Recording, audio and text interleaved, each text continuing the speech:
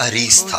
Aris एक यहूदी था जिसके नाम पे ये कुआं था। इस कुएं के साथ एक बाग था, छोटा सा बाग के बाहर एक दरवाजा लगा हुआ था जहाँ से दाखिल। अबू मूसा अशरी जो कि रावी हैं इस वाक़े के, हदीस के, फरमाते हैं कि एक दिन मैं नबी करीम सल्लल्लाहु अलैहि वसल्लम के साथ ही पीछे पीछे चल दिया कि आज मैं पूरा दिन आप सल्लल्लाहु अलैहि वसल्लम के साथ गुजारूंगा। बावुज़ू होने के बाद नबी करीम सल्लल्लाहु अलैहि वसल्लम इस कुएं, ये जो अभी आप हम कुआं दिखा रहे हैं, यहाँ पर 1400 साल पहले कुआं, नबी करीम सल्लल्लाहु अलैहि वसल्लम इस कुएं पे आए और यहाँ पर इसकी मंडेर पर बैठ के पाँव कुएं के अंदर लटका लिए।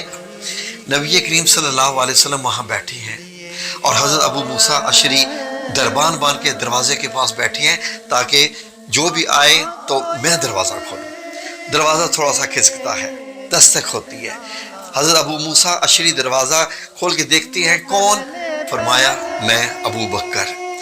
तो यानी हज़रत अबू बकर सिद्दीक तशरीफ़ लाए। हज़रत अबू मूसा अशरी ने कहा ठहरिए, मैं नबी करीम सल्लल्लाहु अलैहि वसल्लम से इजाज़त लेके आऊँ। जब आप सल्लल्लाहु अलैहि वसल्लम को बताया गया तो आपने कहा उसको इजाज़त है, आने दो और उससे ये कह दो कि उसको बशारत है कि वो जन्नत में जाएगा।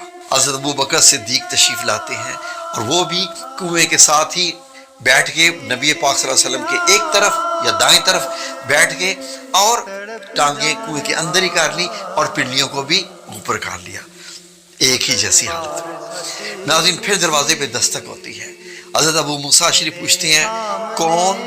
फरमाया उमर बिन खत्ताब। तो हज़रत अबू मूसा अशरी फरमाते हैं कि ठहरिए, मैं नबी करीम सल्लल्लाहु अलैहि वसल्लम से इजाज़त ले लूँ। जब आप सल्लल्लाहु अलैहि वसल्लम को बताया गया तो आपने कहा कि उन्हें आने दो और उनको जन्नत की बिशारत भी दो।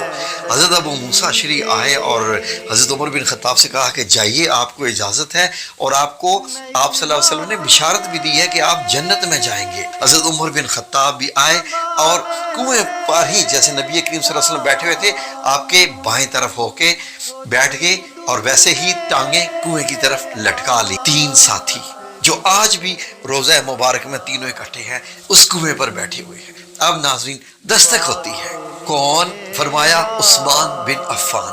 हज़रत अबू मूसा अशरी फरमाते हैं कि आप इंतज़ार कीजिए, मैं इजाज़त लेके आऊँ। जब नबी करीम सल्लल्लाहु अलैहि वसल्लम को बताया कि उस्मान आए हैं तो फरमाया उसको आने दो, उसको भी जन्नत की बिशारत दे दो, लेकिन कुछ परेशानियां आने के बाद। अब नाजरीन, हज़रत उस्मान बिन अफ़्फ़ान जब उस कुएं के सामने पहुंचते हैं तो दाएं तरफ नबी करीम सल्लल्लाहु अलैहि वसल्लम और उनके बाएं और दाएं हज़रत उमर बिन खत्ताब और हज़रत अबू बकर सिद्दीक रज़ी अल्लाह अन्हु। अब जगह नहीं रही तो हज़रत उस्मान बिन अफ़्फ़ान उन दोनों के सामने होके बैठ गए और टांगे कुएं में लटका दी। नाज़रीन, तो ये था यहाँ पर कुआं।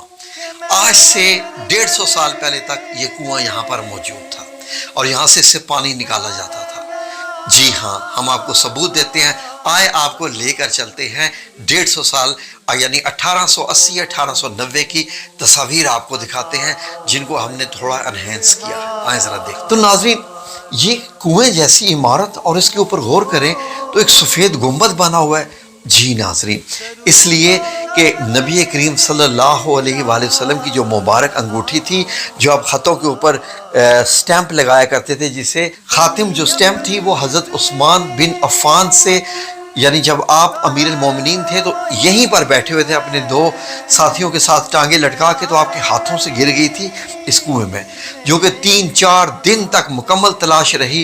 कुएं का पानी भी निकाला गया, लोग भी इसमें उतारे गए। उसी दौर में हज़रत उस्मान ने बहुत कोशिश की लेकिन